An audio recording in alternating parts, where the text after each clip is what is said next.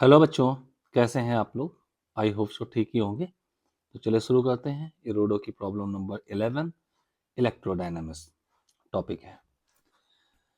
Problem पढ़ लेते हैं। A system consist of a thin charge ring of radius R. Ring की radius R है, देखिए, and a very long uniformly charge thread oriented along the axis of the ring with one of its end coinciding with the center of the ring. The total charge of the ring is equal to q. The charge on the of the thread per unit length is equal to lambda. Find the interaction force between the ring and the thread. तो चलिए problem को समझते हैं, कैसे इन्होंने problem समझाना चाहे। तो लेट स्टार्ट विद सॉल्यूशन। सबसे पहले हम यहाँ एक रिंग बना लेते हैं।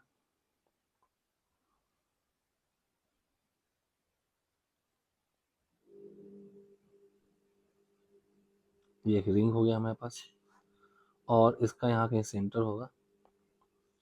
सेंटर से इन्फिनिटी एक लॉन्ग वायर, मतलब अप टू इनफाइनाइट डिस्टेंस तक ये जा रहा है।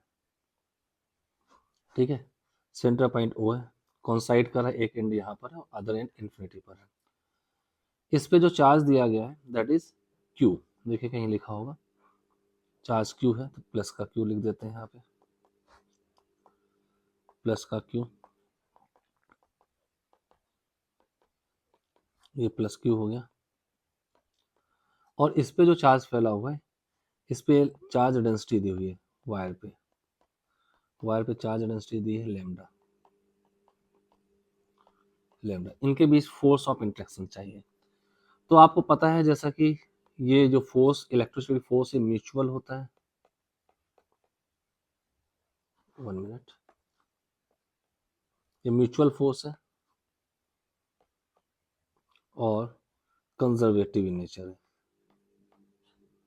कंजर्वेटिव है, यानी कि रिंग इस वायर पे जो भी फोर्स लगाएगा, सेम फोर्स अपोजिट डायरेक्शन में वायर भी रिंग पर लगाएगा। तो यहाँ पे क्या करने जा रहे हैं, हम चेक करने जाए force by wire on ring निकालने। ये ज्यादा आसान हो, वायर ऑन रिंग। तो सबसे पहले मैं आपको दिखाता हूँ वायर। यहाँ पे स्टेप क्या हम ऑप्ट करें, पहले वायर से एक इलेक्ट्रिक फील्ड जनरेट करेंगे on the location of ring.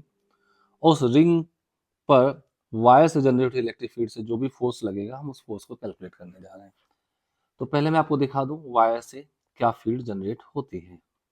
ठीक है, तो हमने यहाँ पे एक वायर बना लेते हैं। ये एक वायर बना लिया और ये इन्फिनिटी लॉन्ग है। अगर वायर का एक एंड यहाँ पर है, तो इससे यहाँ पर देखें आर डिस्टेंस पर यहाँ एक पॉइंट पी अगर है, पॉजिटिव चार्ज डेंसिटी लेमडा अगर इस वायर पर है, दिस इज लेमडा, तो इस पॉइंट पर दो फील्ड बनाते हैं, एक परपेंडिकुलर टू द वायर और एक पैरेलल टू द वायर। और दोनों की वैल्यू जो होती है के लेमडा बाई आर होती है, के लेमडा बाई आर होती है if this distance is R. ये डायरेक्ट फॉर्मूला है, इसकी प्रूविंग आपको पता होनी चाहिए, या सीधे फॉर्मूला। ठीक है, तो अगर आप अपने प्रॉब्लम पर आए, तो इस प्रॉब्लम पर अगर देखेंगे तो ये वायर, इसी वायर को हॉरिजॉन्टल कर दो, जो ये मेरा वर्टिकल वायर है, तो ये यहाँ पे दो फील्ड बना रहा होगा। एक ये ज्वाइनिंग डिस्टेंस आर हो जाएगी, रिंग के किसी भी लोकेशन में देखेंगे, 3D व्यू देखें तो यहाँ पे दो फील्ड बना रहा होगा। एक बना रहा होगा ई परपेंडिकुलर, एक बना रहा होगा ई पैरेलल। ई पैरेलल जैसा कि मैंने यहाँ दिखाया हुआ है। तो आप गौर देखिए, ये हर लोकेशन पे ई परपेंडिकुलर आउटर दिखाया। तो अगर मैं लूप के प्लेन पर देखूं, तो मैं लूप का प्लेन यहाँ दिखाने जा रहा हूँ आपको इस टाइप से, on the plane of loop.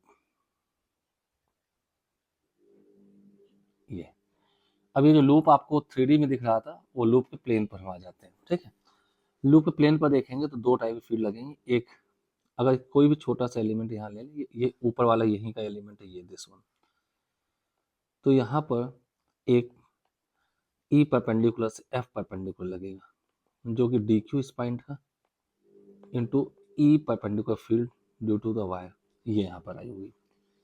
ऐसे इस अपोजिट डायमेट्रिक अपोजिट एलिमेंट में देखें तो यहाँ पर भी फोर्स ऐसे ही लगेगा डाउनवर्ड डायरेक्शन पर ही, इस टाइप से एफ। स्मॉल फोर्स का तो डी एफ कह देते हैं इसको, डी एफ। ये भी डी क्यू, इस छोटे से एलिमेंट में D Q into E perpendicular होगा। ऐसे हर पॉइंट पे डी एफ इस टाइप से आएगी। तो परपेंडिकुलर फील्ड जो मैंने मेंशन कर रखी है, उससे जो हुई फोर्स आएगी वो सारे फोर्स, रिंग पे लगने वाले फोर्स एक दूसरे को बैलेंस कर देंगे। ठीक है, रिंग पे चार्ज प्लस क्यू था, तो परपेंडिकुलर फील्ड जो जनरेट की वायर ने, उससे इस लूप पे नेट फोर्स 0 आएगा। Net force due to E perpendicular by wire on ring is 0। अब बात करते हैं ई पैरेलल का क्या इफेक्ट होगा। तो जितने भी ई पैरेलल वाले फोर्स हैं वो सारे फोर्स एक दूसरे को पर ही होंगे। तो अगर मैं ई पैरेलल फोर्स देखूं तो ये परपेंडिकुलर इनवर्ड द प्लेन होंगे। ई परपेंडिकुलर वाले फोर्स सारे में ऐसे दिखाऊं, क्रॉसवर्ड होंगे इस टाइप से। सारे फोर्स ग्रीन कलर से मैं दिखा रहा हूँ, सब क्रॉसवर्ड होंगे, सब एक ही डायरेक्शन पर होंगे। तो ये ई पैरेलल आपके पास आ जाएगा। ठीक है, हर जगह ई पैरेलल ऐसे ही आएगा। 3D का देखें तो इस तरीके से, तो सारे ऐड हो जाएंगे। तो नेट फोर्स सबकी डायरेक्शन सेम होगी। अगर मैं यहाँ देखूँ तो इनवर्ड द प्लेन, ये ग्रीन कलर जो है इनवर्ड द प्लेन है, inward the plane of ring. ठीक है, net force due to E parallel field on the ring, तो ये फोर्स कितना आ जाएगा, तो फोर्स एफ आ जाएगा total charge Q into E parallel.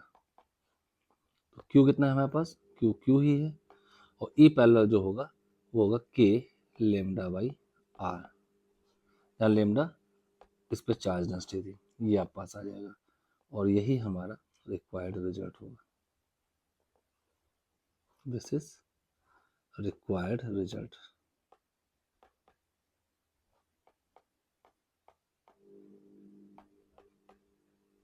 ठीक है, तो 3D विजुलाइजेशन था, इसको बहुत अच्छे से विजुलाइज किया। सारे फोर्स जो होंगे ई पैरेलल वाले, ई पैरेलल मैंने फील्ड देखी है, ये भी ई पैरेलल फील्ड आएगी। तो इसी से ही डी एफ पैरेलल निकालूं तो वो D Q into E parallel हो जाएगा। तो इस टाइप से आप सीधे D Q into E parallel, तो डी क्यू का सम क्यू हो जाएगा इंटू ई पैरेलल, आपके पास ये रिजल्ट आ जाएगा। ओके, तो आई होप सो मैं ये प्रॉब्लम आपको समझा पाया हूँ। तो चलिए मिलते हैं फिर नेक्स्ट क्लास में, नेक्स्ट वीडियो के साथ, अगली प्रॉब्लम नंबर 12 के साथ।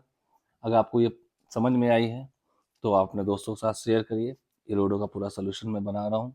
ठीक है, और बहुत से अच्छे अच्छे वीडियोज़ मैंने डाल रखे हैं, आप देखिए, काफ़ी अच्छा कंटेंट डाल रखा है मैंने। ठीक है, तो चलिए मिलते हैं फिर नेक्स्ट क्लास में, नेक्स्ट वीडियो के साथ, नेक्स्ट प्रॉब्लम के साथ। तब तक के लिए keep on watching, stay tune and keep on hard working. Okay, thank you बच्चों।